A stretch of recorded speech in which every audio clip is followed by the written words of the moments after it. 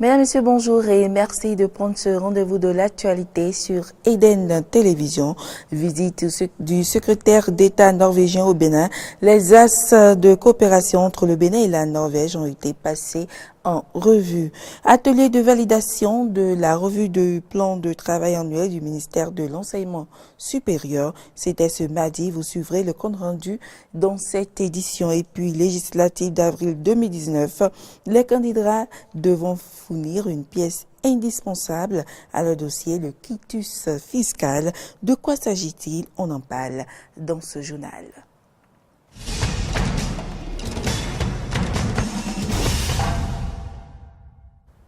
Bienvenue à toutes et à tous. Le secrétaire d'État norvégien est arrivé au Bénin ce mardi, une visite de travail qui a permis de passer en revue les axes de coopération entre le Bénin et la Norvège et la prise de certaines décisions. Laurent Tonnikes et Fréjus aussi. Pour donner une suite à la visite officielle du président Patrice Talon en Norvège du 7 au 9 novembre 2018 et la visite de travail de l'ambassadeur plénipotentiaire de la Norvège au Bénin le 11 décembre dernier que Jens Frolich Holt, secrétaire d'État auprès du ministre norvégien des Affaires étrangères, est arrivé dans l'après-midi de ce mardi 29 janvier 2019 au Bénin. Au cours de sa visite, il a eu une séance de travail avec certains ministres et directeurs généraux sur plusieurs sujets de coopération. Au thème de la séance de travail, le secrétaire d'État norvégien et le ministre Aurélien Agbenonchi ont animé une conférence de presse. Nous voyons que la compagnie norvégienne s'engage au Bénin. Et s'engage surtout dans le secteur comme l'énergie renouvelable et du secteur pétrolier. Une délégation économique et commerciale d'hommes d'affaires norvégiennes est prévue pour avril. Nous sommes aussi sur le pied d'ouvrir un consulat honoraire à Cotonou, ce qui va aussi profiter de la coopération économique. Nous avons eu de bonnes relations de la coopération future. Cela inclut l'économie bleue et aussi l'éligibilité du Bénin au programme Oil for Development. À cet effet, une mission du secrétariat du programme Oil for Development sera au Bénin en mars prochain. Le secrétaire d'État norvégien Jens Frolich Holt a par ailleurs remercié le gouvernement béninois pour les décisions prises. Il espère que les relations entre les deux pays vont continuer et s'élargir à d'autres secteurs. Nous avons passé en revue divers secteurs. Nous avons parlé bien sûr de SEME. Nous avons parlé de notre coopération dans le domaine de l'économie bleue. J'ai indiqué au ministre que le Bénin s'engage fortement pour signer avec eux la déclaration pour lutter contre le crime dans le domaine de la pêche qui a été adoptée lors d'une réunion qui a eu lieu à Copenhague l'année dernière. Je veux dire aussi que toute la dynamique autour de l'économie bleue, de la protection des océans, c'est une dynamique qui pour nous est importante et sur laquelle nous allons poursuivre notre travail. J'ai également au cours de cette séance demandé que la Norvège nous soutienne dans un certain nombre d'initiatives que nous allons prendre sur le plan international, dans la conquête que nous souhaitons faire de certaines fonctions sur le plan international. Les ministres qui ont participé à cette séance de travail ont chacun dans leur secteur exprimé leurs préoccupations et leurs attentes. Occasion pour Aurélien Agbenonchi de réaffirmer le soutien du Bénin à la Norvège pour son admission comme membre non permanent du Conseil de sécurité de l'ONU pour la période 2021-2022. Le gouvernement norvégien a par ailleurs approuvé l'ouverture d'un consulat au Bénin et la nomination du premier consul honoraire en la personne de Huguette Bokwe Nyankadja. Le ministre de l'Enseignement supérieur et de la Recherche scientifique, Marie-Odile Tanasso, a procédé au lancement de l'atelier de validation de la revue du plan de travail annuel du ministère de l'Enseignement supérieur. C'était ce mardi 29 janvier 2019. Cet atelier se déroulera pendant 2 jours en présence des directeurs techniques centraux et d'autres cadres du ministère. C'est un compte rendu de Frédéric Espoir Mombou et Romaric de Ouchy. Conviés à cet atelier multidimensionnel de 48 heures, les responsables et cadres à divers niveaux du ministère de l'Enseignement supérieur et de la Recherche scientifique auront à plancher sur 3 différents points. De disséminer le plan stratégique du ministère de l'Enseignement supérieur et de la Recherche scientifique pour la période 2018-2022, de valider le rapport de performance de l'exercice 2017 et d'échanger entre acteurs de la chaîne des dépenses sur la gestion faite du budget exercice 2018 du sous-secteur de l'enseignement supérieur de la recherche scientifique. En ce qui concerne le plan stratégique dont les grandes lignes seront dévoilées aux participants ici, son élaboration est intervenue pour mieux restructurer la gestion des flux au sein du ministère. Afin d'apporter des réponses urgentes et efficaces aux problèmes structurels, notamment à ceux relatifs à la gestion des flux, à l'inadéquation entre les offres de formation et les besoins du développement, à la faible contribution des résultats de la recherche au développement économique du Bénin et à toutes les questions de gouvernance du sous-secteur, un nouveau plan stratégique a été élaboré et validé dans l'année 2018. Ainsi donc, le présent atelier permettra de lever le voile sur les grandes lignes de ce plan. Cette assise sera aussi l'occasion de se pencher sur le plan annuel de travail de l'année écoulée qui a connu une légère baisse du taux de réalisation des objectifs à atteindre. En dépit des nombreuses contraintes qui ont menacé l'équilibre de l'édifice, les 12 derniers mois ont connu des réalisations significatives de l'ordre de 74,02% en taux physique contre 86,17% en 2017. Quant au taux de réalisation financière, il s'élève à 73,88% base engagement et 61,73% base ordonnancement, contre respectivement 67,55% et 71,35% en 2017. Il s'agira de trouver et de lever les écueils et autres goulots d'étranglement qui ont plombé les performances d'une part et d'activer de nouvelles stratégies pour des résultats plus subséquents pour l'année 2019. Le présent atelier permettra également de partager entre nous les observations des différents comités d'examen du plan de travail annuel 2019 et de nous approprier les objectifs qui sont assignés à notre ministère pour cette année. Cet atelier multidimensionnel est sans doute une pause pour les directeurs techniques et centraux, les gestionnaires de crédit, les points focaux ici réunis et autres acteurs de se ressourcer pour mieux aller à l'assaut de nouveaux défis qui se dressent sur leur chemin. À l'Assemblée nationale, la plénière des députés lundi dernier a permis l'ouverture effective de la première session extraordinaire de l'année 2019 avec 9 points inscrits. Le premier point appelé à trait à la poursuite de l'examen du projet de loi portant statut du barreau en République du Bénin. Une étude qui n'a pas pu aller à son terme. On fait le point avec Amen Didier Oumpenouji et Romaric Devauchy. La poursuite de l'examen de cette loi portant statut du barreau en République du Bénin a permis à la commission des lois de l'Assemblée nationale de présenter son rapport verbal suite à la reprise du dossier. Les débats menés ont permis dans un premier temps de trouver du consensus autour de l'âge plafond d'inscription au tableau du barreau du Bénin. Dans un deuxième temps, la question de la structure chargée de la formation des avocats et sans cadre institutionnel a été longuement discutée. Au terme des discussions, il a été retenu que les avocats soient formés par une structure spécialisée dénommée École de formation professionnelle des avocats, EFPA, et administrée par les avocats. La question de la formation pour être avocat est maintes fois agitée et les députés voudraient avoir plus de précision. Fondamentalement, cette question a été renvoyée pour l'examen pour faire en sorte que la jeunesse soit effectivement prise en compte, qu'elle ait effectivement accès, ou plutôt qu'il y ait égal accès à la formation au métier d'avocat, parce que nous avons beaucoup d'informations qui montrent que beaucoup de jeunes, beaucoup d'étudiants sont maintenus au statut de stagiaire avec un traitement qui n'est pas commode à la formation.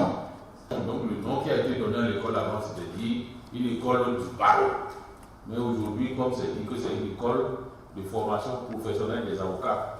Je crois que ça apaise les uns et les autres et que désormais cette école-là, ça va permettre donc de former tous les Béninois et que surtout que c'est à la fin qu'ils pourront faire donc ce qu'on appelle CAPA et avoir accès à aller au barreau. C'est bien une bonne chose. Que c'est après la formation qu'on a le diplôme pour être avocat.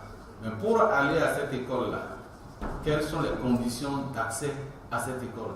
Le président de la commission des lois et le garde des Sceaux, ministre de la Justice, ont apporté des éclaircissements nécessaires aux députés sur les garde-fous mis dans ce texte de loi afin que cette corporation des avocats ne soit la chasse gardée du barreau. Et ici, la loi ne fixe qu'une seule condition de diplôme. C'est être titulaire d'une maîtrise en droit, d'un master en droit ou d'un diplôme reconnu équivalent. Il n'y a pas d'autres conditions pour aller s'inscrire au centre de formation ou à l'école de formation qui débouche après l'examen sur le certificat d'aptitude à la profession d'avocat. Voilà donc pour ce qui est des conditions. Pour revenir un peu en arrière, si vous permettez, Monsieur le Président, que je réponde d'un seul tenant, je dois dire que ce ne sera pas une formation en vase clos qui sera que l'affaire des avocats. Nous le noterons lorsque nous arriverons à l'article 230 qui prévoit que les modalités de formation en vue du CAPA et le règlement pédagogique sont fixés par un comité scientifique composé de bâtonniers en exercice, 2 anciens bâtonniers, des doyens des facultés de droit des universités du Bénin. C'est dit donc que le barreau ne fait pas son affaire privée ou son affaire personnelle de la formation. C'est parce qu'il s'agit d'une formation professionnelle, une formation destinée à entrer dans un métier qui est une profession libérale que la formation elle-même est confiée aux avocats par le truchement de l'école créée et qui est attachée au barreau du Bénin. La plénière, dirigée par le premier vice-président de l'Assemblée nationale, Éric Rouneté, a été suspendue après cet éclairage du ministre garde des Sceaux et reprend jeudi prochain. Vous le savez, tous les candidats aux législatives d'avril 2019 devront fournir une pièce indispensable à leur dossier, le quitus fiscal, une pièce dont beaucoup ne cèdent pas encore la portée et la compréhension. Que comprendre alors du quitus fiscal et comment l'obtenir? Élément de réponse à travers ces explications de Jérôme Tora, analyste financier et contrôleur de gestion. Il est au micro de Samson Oki et Denis Marouya. Quitus fiscal. Il faut déjà partir de quitus. Le quitus, généralement en finance, est un certificat ou un jugement par lequel la personne responsable est déclarée quitte. D'accord. Maintenant, dans le domaine de la fiscalité, le quitus fiscal, c'est ce document-là que l'administration des impôts vous délivre lorsque votre situation est, pour prouver la régularité de votre situation par rapport à l'assiette et au recouvrement des impôts, que ce soit les impôts directs ou indirects. En un mot, le quitus fiscal justifie de ce que vous payez régulièrement vos impôts. Pour avoir son quitus fiscal, il faut déjà partir de l'obtention d'identifiant fiscal unique, ce que nous appelons généralement IFU. Vous allez voir que depuis pratiquement 2008, oui, et il y a un nouveau modèle d'identification qui est en train d'être mis en place en remplaçant l'ancien numéro d'identification, le numéro INSAE. Et pour obtenir ce numéro d'identifiant fiscal unique, il faut d'abord faire une demande. Vous faites une demande que vous adressez au directeur général des impôts. Et cette demande-là est accompagnée de quelques pièces. Avec votre photo, une photo d'identité et votre acte de naissance, copie de votre acte de naissance, de votre pièce d'identité, acte de naissance, pièce d'identité ou passeport et l'administration vous délivre ce numéro fiscal unique là. Maintenant, de plus en plus, ça se passe en ligne, directement en ligne. Donc, vous n'avez plus à produire la documentation. Vous êtes chez vous, vous allez sur la plateforme ifu.impo.bj et vous donnez les renseignements. Directement, vous avez votre IFU qui vous est généré. Lorsque vous avez le numéro IFU, soit vous allez pour créer si vous n'en avez pas. Maintenant, lorsque vous disposez de ce numéro IFU là, vous allez également produire une demande par rapport au quitus fiscal. Vous demandez votre quitus fiscal.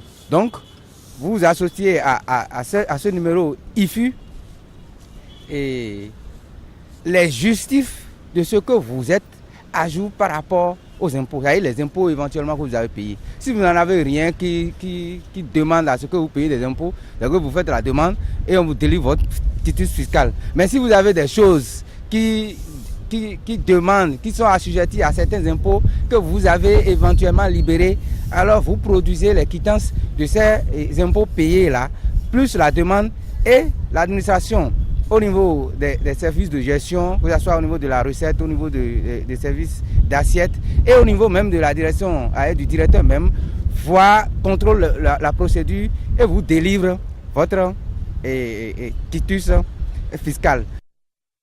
Fixé pour le 28 avril 2019, les élections législatives au Bénin sont régies par les dispositions légales que le législateur a instaurées afin d'organiser ces échéances électorales. Quelles sont alors les sanctions prévues en cas de violation des dispositions légales et qui est habilité à exercer l'action répressive? Suivez les explications de Landry Adelacon, il est juriste. Oui, généralement, c'est le procureur de la République qui peut s'auto-saisir de la violation qu'il aurait constatée. Mais également, le code électoral permet à tout électeur, c'est-à-dire quoi, tout citoyen qui a la capacité déjà d'élire, de voter, de remplir ce droit constitutionnel. De façon générale, la sanction va de 1 an à 2 ans d'emprisonnement avec une amende allant de 500 000 francs à 1 million. Ça, c'est pour les questions de violation d'ordre général. Maintenant, il y a d'autres violations quand on interdit déjà l'utilisation des moyens de l'État, quand on interdit l'utilisation des moyens des personnes publiques, des organismes publics, des structures de l'État, quand on interdit par exemple l'utilisation des affiches et autres. Donc dans ces cas, la sanction n'est pas toujours la même, mais il faut dire que la sanction part également de 1 an à 2 ans en ce qui concerne les questions d'emprisonnement. Mais en ce qui concerne l'amende là, il faut dire que là nous allons de 1 million à 5 millions. L'opposition béninoise affrontera les législatives avec 2 blocs, l'USL et les FCBE, une décision diversement appréciée par les citoyens béninois. On écoute quelques-uns au micro de Carole Oulaye et Fréjus Fiossi.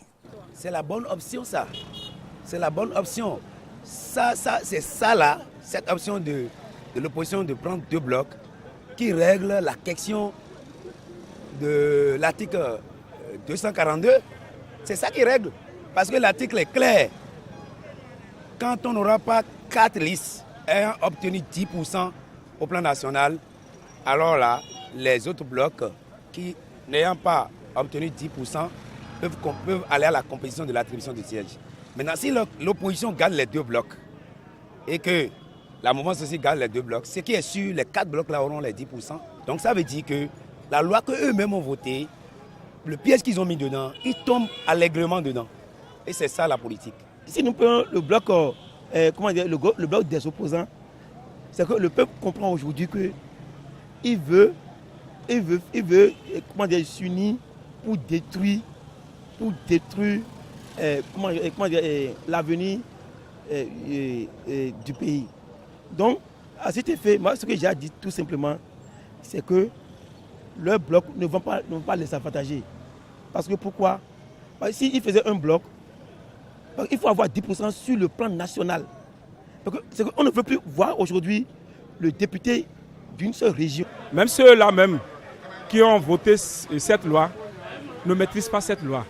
Donc l'opposition a compris la stratégie et a décidé de faire 2 blocs, FCBE et USL, pour contrecarrer toutes les vigilances, toutes les ruses, toute la rage de cette rupture pour pouvoir, je vous en prie, redorer le blason de notre Assemblée nationale qui n'a pas joué franchement le rôle que notre Constitution lui a dévolu. C'est vrai, ils ne vont pas faire piètre figure.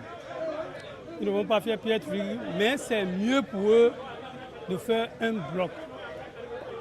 Parce qu'eux-mêmes, ils ont étudié sur le terrain, ils ont vu que c'est un bloc qui les arrange. Mais pour les problèmes de positionnement, de logo, en tout cas, il n'y a pas eu de concessions. Les gens n'ont pas voulu faire des concessions. Et c'est ça, ils vont en 2 blocs, mais malgré eux. C'est malgré eux. Parce que ceux qui sont en face, attention, ce n'est pas des moindres. Ces mouvanciers, ils sont bien assis et ils sont sur le terrain. Eux, ils travaillent déjà depuis. Mais ceux-là, ils sont en train de tergiverser. Si l'opposition est en train d'envisager une liste unique, moi, je savais en profondeur que ça ne marchera pas. Parce qu'avec une code, que les initiateurs de ce code même ne comprennent pas ce qu'ils ont voté, ce qu'ils ont en face comme code, donc l'opposition ne peut même pas avoir une liste. Parce que le code qui dit 10%, et le code qui dit encore que s'il y a 4 blocs, donc on ne peut plus appliquer les 10%. Donc avec ces gymnastiques de français, moi je vois que l'opposition doit aller jusqu'à 2 blocs. Moi je suis pour ces 2 blocs. La Haute Autorité de l'Audiovisuel et de la Communication a dévoilé la liste des journaux autorisés en République du Bénin. Suivons ici Lambert Doko, premier rapporteur de la HAC. Il s'agit de Quotidien 78, Le Progrès, L'événement précis, La Presse du jour, Le Nouvel Observateur, Le Pays émergent, Le Grand Jury, L'Autre Vision, 109, L'Humanité, L'Autre Quotidien, Les 4 Vérités, L'Investigateur du jour, Le Devoir, La Tribune de la Capitale, La Relève Info, Afrique Express, Le Soleil Bénin Info, L'Éclaireur, Nouvelle Expression, Bénin Intelligent, Le Télégramme, Le Soleil Levant, Le Quotidien, Les Pharaons, Le Béninois Libéré, First Info, L'Affiche du jour, Diakpata, Libération, L'Actualité, Le Caribou, Palmarès, Émergence Info, L'Opinion aujourd'hui, Le Matin, Le Matinal, Le Gongonneur, Le Grand Matin, Nasiara, Diaspora de Sabah, L'Audace Info, L'Indépendant, La Priorité, La Nouvelle Génération, Le Contemporain, La Cloche, Fraternité, L'Informateur, Le Potentiel, Communal Info, 24 heures au Bénin, Notre Temps, L'Échiquier, La Boussole, Quotidien Nokwe, Info Plus, Le Clairon, Dynamisme Info, Matin Libre, L'Afrique en Marche, Le Confrère de la Matinée, Nord-Sud Quotidien, Le Meilleur, Trait d'Union, L'événement du jour, Le Challenge, Le Grand Angle, Le Routier, La Guérite, La Dépêche, Kinikini, Point Média, L'Économiste du Bénin, Le Radar, Le Tropical, le Nouveau Citoyen, Le Volcan et Jupiter. 12 hebdomadaires, à savoir Le Choix, Le Justicier, Le Projecteur Info, La Gazette du Golfe, Le Municipal, Éducation, Le Coopérant, Le Canard de la Semaine, Carte sur table, Le National, La Flamme des Prodiges, La Voix de la Lumière. 2 bi-hebdomadaires, à savoir Le Journal de notre époque et Défi Info. 2 mensuels, Marché du Saint-Esprit et Bénin Couleur. 2 bimensuels, Le Perroquet et Le Label. Au carrefour abattoir à Cotonou, la population vit dans un milieu insalubre, une situation qui a des conséquences au plan sanitaire et qui peine à trouver de solutions malgré les nombreuses dénonciations et appels lancés par les riverains à l'endroit de la mairie de Cotonou. Carole Olaye et Denis Marouya sont allés faire le constat. Carrefour Abattoir, premier carrefour de Cotonou, ville vitrine du Bénin en venant de la commune de Semenkodji. Ici, à côté de ce grand immeuble qui attire l'attention, un phénomène ne passe pas inaperçu. Un dépotoir sauvage naissant, situé non loin d'une école et de quelques activités commerciales. Pour les vendeuses et le chef quartier Finagnon, cette insalubrité est due à la mauvaise foi des habitants du quartier qui viennent nuitamment y jeter les ordures ménagères. Moi, je vends ici et quand même, tous les samedis, on balaye ici, tous les samedis. Maintenant, là, si on refuse de ne pas jeter les tas d'ordures ici, là, ils viennent jeter ici. Alors qu'il y a école là, les enfants viennent à l'école là, ne sont pas bons. Les mesures que nous prenons pour sécuriser l'endroit là, les gens la nuit viennent déposer des ordures. C'est dû à plusieurs raisons. Premièrement, vous savez, il y a le point de dépotoir où on devait accueillir les ordures ménagères sorties des maisons, ramassées par les ONG. Donc à un moment donné, les ONG sont devenues pratiquement, je sais pas moi, sont défaillantes. Je dis ça tel qu'il est, sont défaillantes et c'est bien que les ordures ne sont pas souvent ramassées. Que ce soit le chef quartier et moi-même, nous prenons les secrétaires publics et ils gongossent pour dire de ne pas verser les ordures là. Parce que d'abord, ça nous rend malades nous-mêmes d'abord, n'est-ce pas?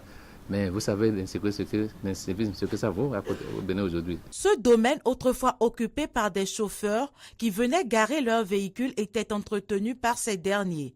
Mais depuis qu'ils ont été conviés à déserter les lieux, l'espace est sans entretien et végète dans la malpropreté. Avant, c'était nous qui travaillions ici, on ramasse les ordures. Chaque samedi, on fait le travail. Quand le tobola est arrivé, il nous a chassés du terrain et nous sommes obligés de rentrer dans l'avant pour garer nos bâchers. De là, nous on a laissé, parce que quand nous on était là, personne ne vient verser les ordures ici. Il est vrai qu'avant, il y avait la campagne d'instabilité que moi-même je présidais. Mais à un moment donné, on a baissé les bras et puis le quartier devient comme ça. C'est ici que devait être construit le marché de Finagnon. Mais depuis 2002 et après la réalisation de quelques études, ce projet est resté dans l'oubli. Et dès lors que l'État aussi a pris ça en charge et que l'endroit est sécurisé, je crois que si même on n'était pas prêt, à mon avis, si on n'était pas prêt pour construire le marché, c'est qu'on doit mettre un certain nombre de sécurité autour. Les forces que nous avons au niveau du conseil local ne suffisaient pratiquement plus pour sécuriser ça. Je ne sais pas si on n'a pas les moyens de recruter des gardiens pour pouvoir sécuriser la zone. Exaspérés par l'état insalubre des lieux, certains habitants en appellent aux autorités à divers niveaux de la mairie de Cotonou. Et ce sera tout pour cette édition. Merci pour l'attention et à demain.